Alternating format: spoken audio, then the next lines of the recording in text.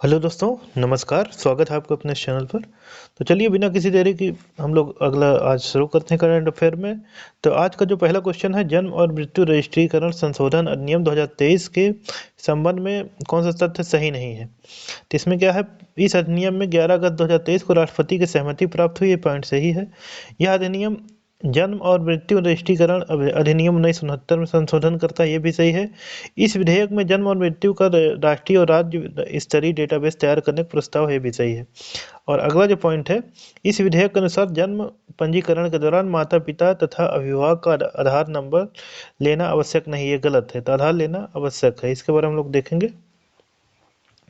तो जन्म और मृत्यु रजिस्ट्रीकरण संशोधन नियम 2023 पारित हुआ। कब हुआ, राष्ट्रपति की सहमति कब मिली, 11 अगस्त 2023 को मिली। संशोधन किसमें करता है, जन्म और मृत्यु रजिस्ट्रीकरण अधिनियम 1969 में प्रस्तावित हुआ। जन्म और मृत्यु का राष्ट्रीय और राज्य स्तरीय डेटाबेस तैयार करने का प्रस्ताव। और प्रावधान इसमें क्या है, रजिस्ट्रार जनरल महापंजीयन की नियुक्ति का प्रावधान है। जन्म और मृत्यु प्रमाण पत्र इलेक्ट्रॉनिक या अन्य रूप से प्राप्त करने का इसमें प्रावधान है। और जन्म पंजीकरण के दौरान माता या अभिभावक का आधार नंबर आवश्यक है, ये इंपॉर्टेंट पॉइंट है। और रजिस्ट्रार जनरल बनाएगा पंजीकरण जन्म और मृत्यु का राष्ट्रीय डेटाबेस। अगला जो क्वेश्चन है, मिशन अमृत सरोवर के संबंध में कौन सा सही नहीं है। तो अमृत सरोवर के कौन सा सही नहीं है, अगस्त 2023 में ग्रामीण विकास मंत्रालय ने इस मिशन की प्रगति के विषय में जानकारी प्रदान की। तो सही पॉइंट है। यह मिशन 20 अप्रैल 2021 को शुरू किया गया। तो गलत है।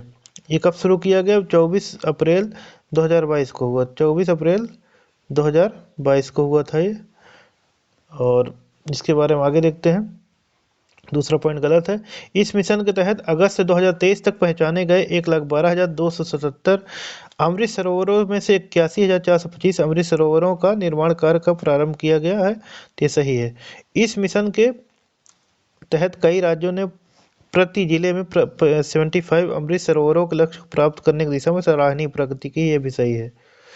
इसके बारे में देख लेते हैं, मिशन अमृत सरोवर। तो मिशन अमृत सरोवर मिशन के कार्यान्वयन के संबंध में जानकारी प्रदान की गई अगस्त 2023 में। और जानकारी प्रदाता कौन था, ग्रामीण विकास मंत्रालय। यह मिशन शुरू किया गया 24 अप्रैल 2022 को भारत की आज़ादी का अमृत महोत्सव के हिस्से के रूप में। और अगस्त 2023, अगला जो क्वेश्चन है, अगस्त 2023 में उन्मेष अंतर्राष्ट्रीय साहित्य महोत्सव 2023 का आयोजन कहाँ हुआ। तो ये हुआ भोपाल में।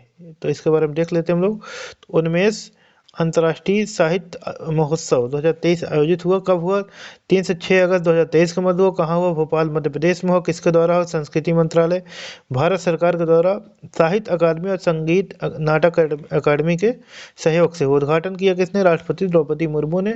और इसके साथ ही लोक और जनजातीय कला महोत्सव उस उत्कर्ष का भी आयोजन किया गया। ठीक है, तो इसको भी हमें ध्यान रखना है कि इसके साथ ही यहाँ लोक और जनजातीय कला महोत्सव उत्कर्ष का भी आयोजन किया गया। अगला जो क्वेश्चन है, अगस्त 2023 में G20 एम्पावर शिखर सम्मेलन 2023 कहाँ आयोजित हुआ। तो ये हुआ गुजरात के गांधीनगर में। इसके बारे में देख लेते हैं। G20 एम्पावर शिखर सम्मेलन 2023 आयोजित भारत की G20 अध्यक्षता के तहत हुई। कब हुआ, 1 से 2 अगस्त 2023। कहाँ हुआ, गांधीनगर गुजरात में। मुख्य विषय क्या था, महिलाओं के नेतृत्व में विकास, एक स्थायी समावेशी और न्याय संगत वैश्विक आर्थिक विकास सुनिश्चित करना। और अगस्त 2023 में अगला जो क्वेश्चन है, प्रधानमंत्री नरेंद्र मोदी ने वीडियो कॉन्फ्रेंसिंग के माध्यम से देश भर के 508 रेलवे स्टेशनों को पुनर्विकास की आधारशिला रखी। उत्तर प्रदेश में कितने रेलवे स्टेशन अमृत स्टेशन के रूप में विकसित हुए। तो 55। तो 55 यूपी के थे और बिहार के जो थे 49 और राजस्थान के भी 55 थे। इसके बारे में देख लेते हैं। तो 508 रेलवे स्टेशनों का पुनर्विकास की आधारशिला किसके द्वारा हुई, प्रधानमंत्री नरेंद्र मोदी ने वीडियो कॉन्फ्रेंसिंग के माध्यम से रखी। और कब हुई, 6 अगस्त 2023 को हुई। और पुनर्विकास की जो लागत राशि रही 24,470 करोड़ रुपए से अधिक रही। और 508 रेलवे स्टेशन जो है विस्तारित है 27 राज्यों और केंद्र शासित प्रदेशों में है। इन्हें पुनर्विकास किया जाएगा। अमृत भारत स्टेशन योजना के तहत इस राज्यों में पुनर्विकास किए जाने वाले स्टेशनों की संख्या क्या है, उत्तर प्रदेश 55 है, राजस्थान में 55 है, बिहार में 49 है, महाराष्ट्र में 44 है, पश्चिम बंगाल में 37 है, मध्य प्रदेश में 34, असम 32 है, उड़ीसा 25, पंजाब में 22, गुजरात में 21, तेलंगाना 21, झारखंड 20, आंध्र प्रदेश 18, तमिलनाडु 18, हरियाणा 15, कर्नाटक 13। अगला जो क्वेश्चन है, चलचित्र संशोधन अधिनियम 2023 के संबंध में कौन सा सही नहीं है, बताना है। तो 31 जुलाई 2023 को यह लोकसभा द्वारा पारित किया गया, सही है। और यह चलचित्र अधिनियम 1954 में संशोधन करता है, ये गलत है, इसमें होगा 1952। तो अधिनियम जो आया था 1952 में आया था। और इस अधिनियम में पायरेसी की श्रेणी में आने वाली फिल्मों के अनाधिकृत रिकॉर्डिंग और उनके प्रदर्शन पर रोक लगाने का प्रावधान है, ये सही पॉइंट है। आगे देखते हैं जो चौथा पॉइंट इसका है। अधिनियम में केंद्रीय फिल्म प्रमाणन बोर्ड के प्रमाण पत्रों की सार्वकालिक वैधता हेतु अधिनियम में केवल 10 वर्षों के लिए प्रमाण पत्र की वैधता पर प्रतिबंध हटाए जाने का प्रावधान किया गया। तभी तक क्या था, 10 वर्षों के लिए प्रावधान था, लेकिन अब इसकी जो प्रतिबंध था हटा दिया गया। इसके बारे में देख लेते हैं। चलचित्र संशोधन अधिनियम 2023 राज्यसभा द्वारा पारित हुआ 27 जुलाई 2023 को हुआ। राष्ट्रपति द्वारा मंजूरी मिली 4 अगस्त 2023 को। लोकसभा द्वारा पारित हुआ 31 जुलाई 2023 को। अधिनियम के रूप में पारित हुआ 4 अगस्त 2023 को। संशोधन किसमें करता है, चलचित्र सिनेमेटोग्राफी अधिनियम 1952 में। अगला जो क्वेश्चन है, अगस्त 2023 में प्रधानमंत्री गति शक्ति के अंतर्गत 53वीं राष्ट्रीय योजना समूह की बैठक हुई। इस बैठक के संबंध में विकल्प में कौन सा सही नहीं है। तो पहला जो पॉइंट है, यह बैठक जो हुई 9 अगस्त 2023 को नई दिल्ली में आयोजित हुई।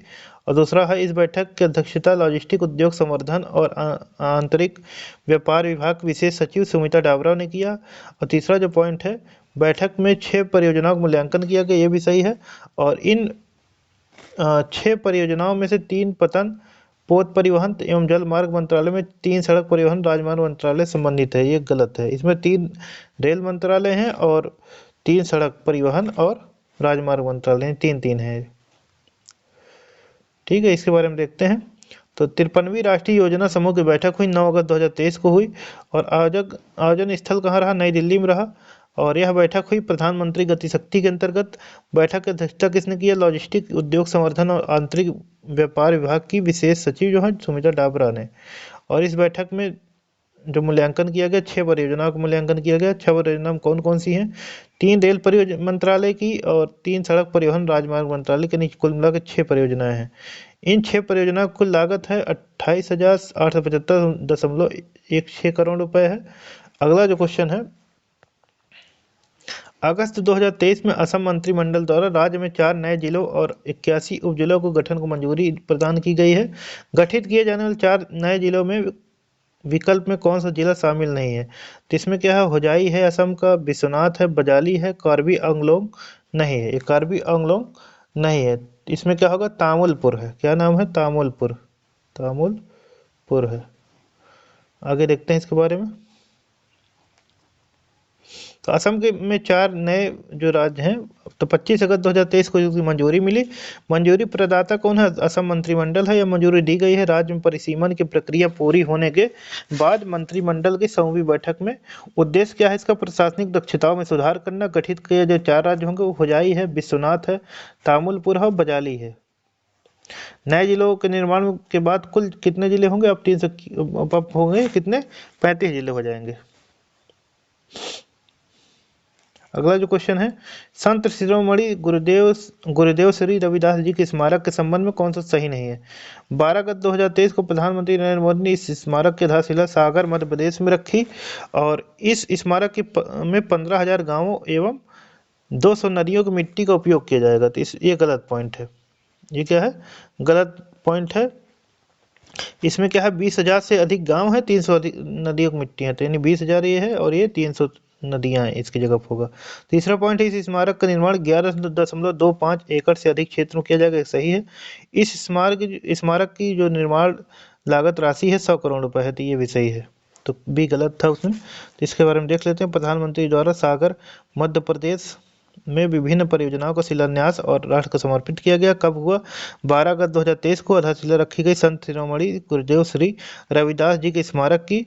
और इस स्मारक में उपयोग होगा 20,000 से अधिक गांवों और 300 नदियों की मिट्टियों का। और स्मारक का निर्माण जो होगा 11.25 एकड़ से अधिक क्षेत्र में होगा। स्मारक की निर्माण लागत 100 करोड़ रुपए से अधिक होगी। इसमें बनाया जाएगा कला संग्रहालय और गैलरी, उनके जीवन दर्शन और शिक्षाओं को प्रदर्शित करने हेतु। राष्ट्र को समर्पित क्या क्या है इसमें, कोटा बीना रेल मार्ग के दोहरीकरण वाली परियोजना इसमें समर्पित है राष्ट्र को। इस परियोजना का अनुमानित जो निर्माण लागत रुपए है 2475 करोड़ रुपए से अधिक है। यह रेल मार्ग गुजरता है राजस्थान के कोटा तथा बारां जिला और मध्य प्रदेश के गुना और अशोकनगर एवं सागर जिले से होकर। आधारशिला रखी गई 1580 करोड़ रुपए से अधिक की लागत वाली 2 सड़क परियोजनाओं की। और 2 सड़क जो परियोजनाएं हैं वो कौन कौन सी है? मोरी कोरी विदिशा हिनोतिया को जोड़ने वाली 4 लेन सड़क परियोजना और हिनोतिया को मेहलुआ से जोड़ने वाली सड़क परियोजना। अगला जो क्वेश्चन है, मेरा गांव मेरी धरोहर परियोजना के संबंध में कौन सा सही नहीं है? तो इसमें क्या है, 27 जुलाई 2023 को मेरा गांव मेरी धरोहर परियोजना का शुभारंभ केंद्रीय मंत्री अमित शाह द्वारा किया गया। सही पॉइंट है। आगे देखते हैं। यह परियोजना आजादी का अमृत महोत्सव के हिस्से के रूप में राष्ट्रीय सांस्कृतिक मानचित्रण मिशन के अंतर्गत शुरू की। ये भी सही है। इस परियोजना में संस्कृति मंत्रालय द्वारा इंदिरा गांधी राष्ट्रीय कला केंद्र के समन्वय शुरू किया गया। ये भी सही है। और इस परियोजना का जो मुख्य उद्देश्य है 7.5 लाख गांवों को सांस्कृतिक मानचित्रण करना है। 7.5 नहीं 6.5 लाख है। कितना? 6.5 लाख है, यानी डी वाला गलत है। और इसके बारे में देख लेते हैं। मेरा गांव मेरी धरोहर परियोजना शुभारंभ कब हुआ? ये हुआ 27 जुलाई 2023 को। शुभारंभकर्ता कौन है? केंद्रीय गृह एवं सहकारिता मंत्री अमित शाह हैं। इसे शुरू किया गया आजादी का अमृत महोत्सव के हिस्से के रूप में राष्ट्रीय सांस्कृतिक मानचित्रण मिशन के अंतर्गत। किस मिशन के अंतर्गत ये चालू हुआ? तो संस्कृति मंत्रालय के अंतर्गत इंदिरा गांधी राष्ट्रीय कला केंद्र के समन्वय से। मुख्य उद्देश्य क्या है? भारत के 6.5 लाख गांवों का सांस्कृतिक मानचित्रण करना। राजस्थान न्यूनतम आय गारंटी विधेयक 2023 के संबंध में कौन सा सही नहीं है? तो इसमें हम लोग देखते हैं। तो पहला जो ऑप्शन है 21 जुलाई 2023 को राजस्थान विधानसभा द्वारा राजस्थान न्यूनतम आय गारंटी विधेयक 2023 पारित किया गया। ये सही पॉइंट है। और इस विधेयक में प्रदेश के सभी शहरों और ग्रामीण परिवारों को 125 दिन के रोजगार की गारंटी प्रदान करना प्रावधान है। ये भी सही है। और राज्य वृद्धजन दिव्यांगजन विधवाओं एवं एकल महिलाओं को प्रतिमाह न्यूनतम 1000 रुपये की पेंशन गारंटी प्रदान करने का प्रावधान है, यानी 1000 रुपये पेंशन का भी प्रावधान है। और सामाजिक सुरक्षा पेंशन में प्रतिवर्ष स्वतः 10% वृद्धि का प्रावधान है।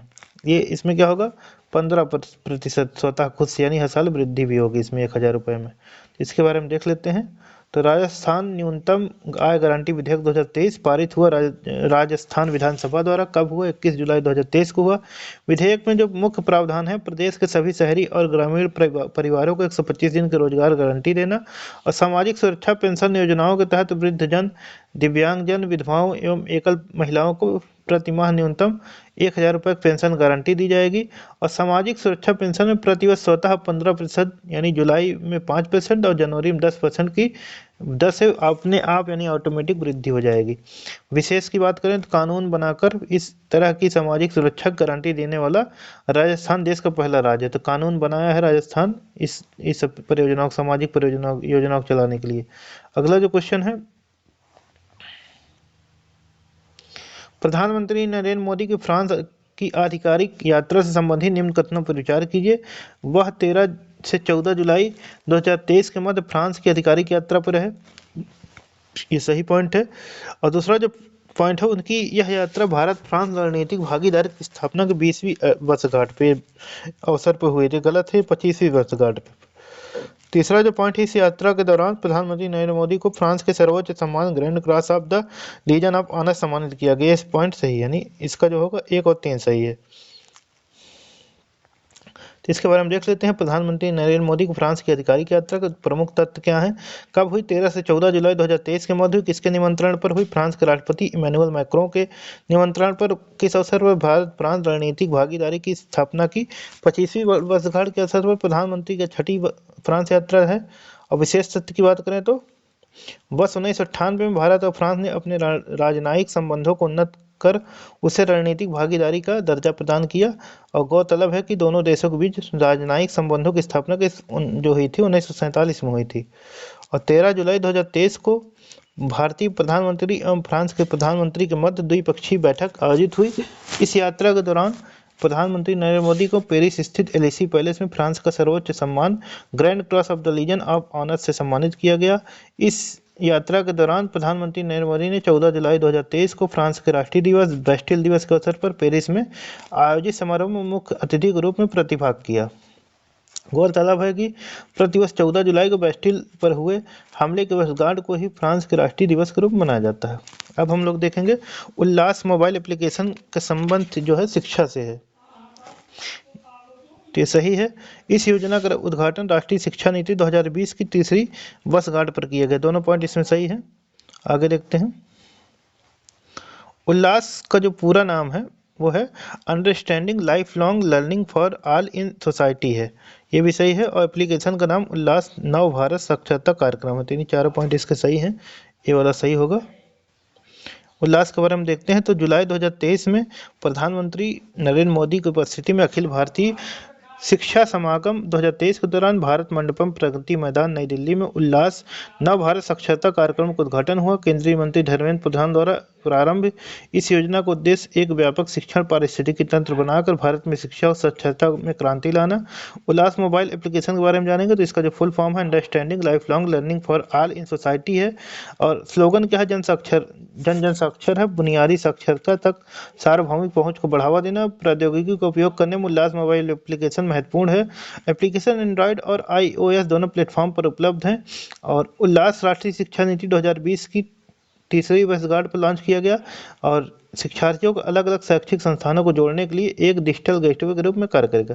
ये जो घटना चक्र प्रकाशन की वार्षिकी करंट आती है उसका कुछ फॉर्मेट में और एक्सप्लेनेशन भी दिया गया है, जो कि बहुत इंपॉर्टेंट है। जो भी आगामी एग्जाम में UP RO, UP PCS, high court, UP police, railway सभी एग्जाम के लिए बहुत इंपॉर्टेंट है और वार्षिक करंट अफेयर है, बहुत इंपॉर्टेंट है।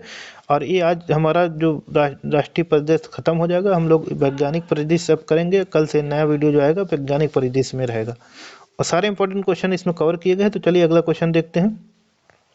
जुलाई 2023 में किसकी अध्यक्षता में अन्य पिछड़े वर्गों के उप वर्गीकरण के मूल्यांकन हेतु गठित आयोग ने अपनी रिपोर्ट सौंपी? तो न्यायमूर्ति जी रोहिणी के द्वारा। अन्य पिछड़े वर्गों के उप वर्गीकरण के मूल्यांकन हेतु गठित आयोग की रिपोर्ट सौंपी गई। 31 जुलाई 2023 को किसे सौंपी गई? राष्ट्रपति द्रौपदी मुर्मू को सौंपी गई। इस आयोग के अध्यक्ष हैं दिल्ली उच्च न्यायालय के जो पूर्व मुख्य न्यायाधीश हैं न्यायमूर्ति जी रोहिणी। ठीक है, आगे देखते हैं। आयोग की सौंपी गई जिम्मेदारियां क्या हैं इसमें? अन्य पिछड़े वर्गों की केंद्रीय सूची में शामिल विभिन्न प्रविष्टियों का अध्ययन करना, उनमें किसी तरह के दोहराव, अनियमितता और अन्य किस्म की गलतियों में सुधार की सिफारिश करना। और आयोग को इस बात की जांच करनी थी कि अन्य पिछड़े वर्गों में आरक्षण के लाभों को किस सीमा तक समान आधार पर वितरण हो रहा है। इसके अतिरिक्त आयोग को अन्य पिछड़े वर्गों को उप वर्गीकरण के लिए नियम, प्रक्रिया और मानदंड तैयार करने का उत्तरदायी सौंपा गया था। और जुलाई 2023 में प्रधानमंत्री नरेंद्र मोदी द्वारा सीकर राजस्थान में शिलान्यास और राष्ट्र को समर्पित विभिन्न विकास परियोजनाओं के संबंध में कौन सा सही नहीं है? पहला जो पॉइंट है, प्रधानमंत्री ने 1.25 लाख से अधिक पीएम किसान समृद्धि केंद्रों को राष्ट्र को समर्पित किया, सही है। दूसरा जो पॉइंट है, उन्होंने सल्फर के साथ लेपित यूरिया की नई किस्म यूरिया एस लॉन्च किया, तो ये गलत है। इसमें क्या होगा? एक नई किस्म, ये गलत पॉइंट है। अगला पॉइंट पे देखते हैं, प्रधानमंत्री ने 5 नए मेडिकल कॉलेजों का उद्घाटन किया और ये भी सही है। और डी जो पॉइंट है हमारा, प्रधानमंत्री ने 7 नए मेडिकल कॉलेज का शिलान्यास किया, तो इसमें क्या है? बी में क्या है? उन्होंने सल्फर के साथ लेपित यूरिया की एक नई किस्म यूरिया एस नहीं होगी, यूरिया गोल्ड है, क्या नाम है? यूरिया गोल्ड, इसको लॉन्च किया था। तो इसके बारे में आगे देखते हैं। प्रधानमंत्री नरेंद्र मोदी द्वारा सीकर राजस्थान में विभिन्न विकास परियोजनाओं का शिलान्यास और राष्ट्र को समर्पित किया 27 जुलाई 2023 को। और समर्पित हुआ 1.25 लाख से अधिक पीएम किसान समृद्धि केंद्र। लॉन्च हुआ सल्फर के साथ लेपित यूरिया की एक नई किस्म यूरिया गोल्ड की। और शुरुआत की गई डिजिटल कॉमर्स के साथ ओपन नेटवर्क पर 1600 किसान उत्पादक संगठन को जोड़ने की। जारी किया गया 8.5 करोड़ लाभार्थियों को प्रधानमंत्री किसान सम्मान निधि के तहत 17,000 करोड़ रुपए की 14वीं किस्त। और उद्घाटन हुआ 5 नए मेडिकल कॉलेज और 6 एकलव्य मॉडल आवासीय स्कूल विद्यालयों का। उद्घाटित हुए 5 नए मेडिकल कॉलेज जो कि स्थापित हैं चित्तौड़गढ़, धौलपुर, सिरोही, सीकर और श्रीगंगानगर। शिलान्यास किया गया 7 मेडिकल कॉलेजों का 12 बूंदी, करौली, झुंझुनू, सवाई माधोपुर, जैसलमेर और टोंक में। आगे देखते हैं। जो अगला हमारा क्वेश्चन है, 2 जून 2023 को उड़ीसा के बालासोर जिले में स्थित रेलवे स्टेशन के पास भीषण रेल दुर्घटना हुई। तो इसमें कौन सा था स्टेशन? तो बाहानगा बाजार रेलवे स्टेशन था। बहुत इंपॉर्टेंट है, इसमें बहुत दुर्घटना बहुत बड़ी हुई थी। बालासोर जिले में भीषण रेल दुर्घटना हुई 2 जून 2023 को। दुर्घटना स्थल बाहानगर बाजार रेलवे स्टेशन के पास। दुर्घटना कारण यह रेल दुर्घटना ट्रेन नंबर 12/864 हावड़ा SMVT यानी Sir M Visvesvaraya Terminal Bengaluru Superfast Express और train number 12/841 Coromandel Express Howrah Chennai जो जाती है, और एक मालगाड़ी के टकरा जाने के कारण यही 3 ट्रेनों की टक्कर हुई। अब बाहानगा बाजार रेलवे स्टेशन है खड़गपुर पुरी लाइन पर रेलवे का एक स्टेशन जो उड़ीसा के बालासोर जिले में स्थित है। और इस हादसे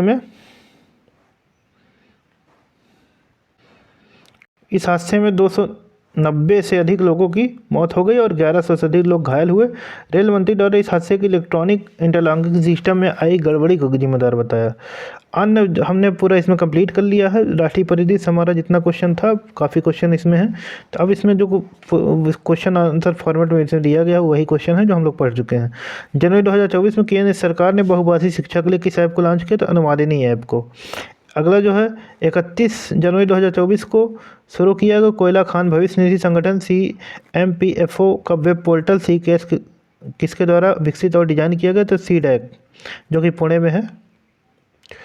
29 जनवरी 2024 को NTPC हरित एनर्जी लिमिटेड ने प्रतिवर्ष कितनी क्षमता तक हरित हाइड्रोजन और डेरिवेटिव हरित अमोनिया हरित मेथनॉल के विकास के लिए महाराष्ट्र सरकार के साथ समझौता ज्ञापन हस्ताक्षर किया? तो 1 बिलियन टन। 29 जनवरी 2024 की केंद्र सरकार ने student Islamic movement of India Simi को विधि विरुद्ध क्रियाकलाप निवारण अधिनियम UPA 1967 की धारा के अंतर्गत विधि विरुद्ध संगठन घोषित किया, धारा 3(1). 28 जून 2024 केंद्रीय मंत्री सर्बानंद सोनोवाल और असम के मुख्यमंत्री हेमंत बिस्वा शर्मा ने किस शहर में पूर्वोत्तर भारत के पहले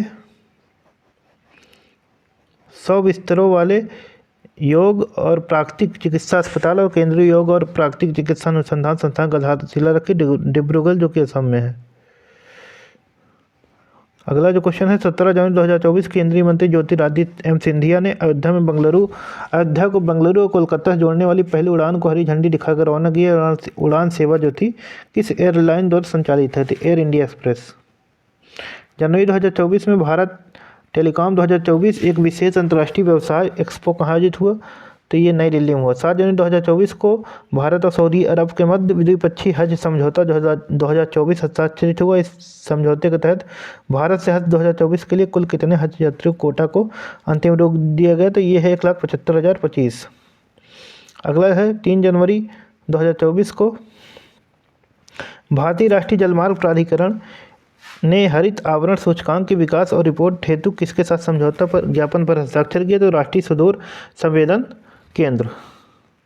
अगला है जनवरी 2024 में इंडिया पोस्ट पेमेंट बैंक और हिंदुस्तान जिंक लिमिटेड के मध्य समझौता ज्ञापन हस्ताक्षरित हुआ। दोनों के मध्य सहयोग से स्वयं सहायता समूह महिलाओं, किसानों और युवाओं को आच्छादित करने वाले कितने लाभार्थियों के लिए वित्तीय सहायता सुनिश्चित होगी? 3.5 लाख से अधिक।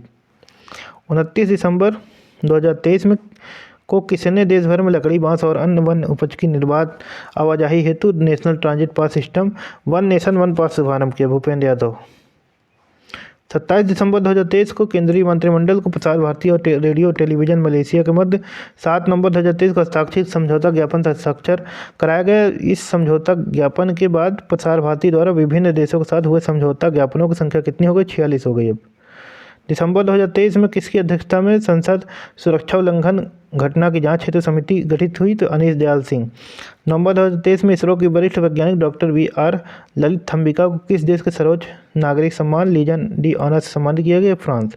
तो ये हमारा राष्ट्रीय परिदृश्य सब कंप्लीट होता है। अब हम लोग वैज्ञानिक परिदृश्य करेंगे। हम लोग अंतर्राष्ट्रीय परिदृश्य कर चुके हैं और कुल मिलाकर 12 टॉपिक इसमें हैं और बहुत ही जल्दी हम लोग सारी चीज़ें इसमें कवर करेंगे। 30 से 35 वीडियो हम लोग पूरा कंप्लीट कर देंगे। और ये वार्षिक करंट अफेयर हो घटना चक्र की, जो भी बहुत ज़्यादा इंपॉर्टेंट है, जो कि हमारे आगामी एग्जाम में UP RO ARO और UP PCS और यूपी रेलवे, यूपी पुलिस और जितने भी एग्ज़ाम हैं हाई कोर्ट के आने वाले हैं, सब में बहुत ज़्यादा इंपॉर्टेंट है और सारी चीज़ हम लोग कवर कराएंगे और पूरा सही से कराएंगे। आप लोग बस एक दो बार वीडियो देखेंगे, सारी चीज़ कवर हो जाएंगी और बिना किसी हम लोग देरी करवा रहे हैं पूरी चीज़ें। चलिए आज का सेशन यहीं पे एंड करेंगे।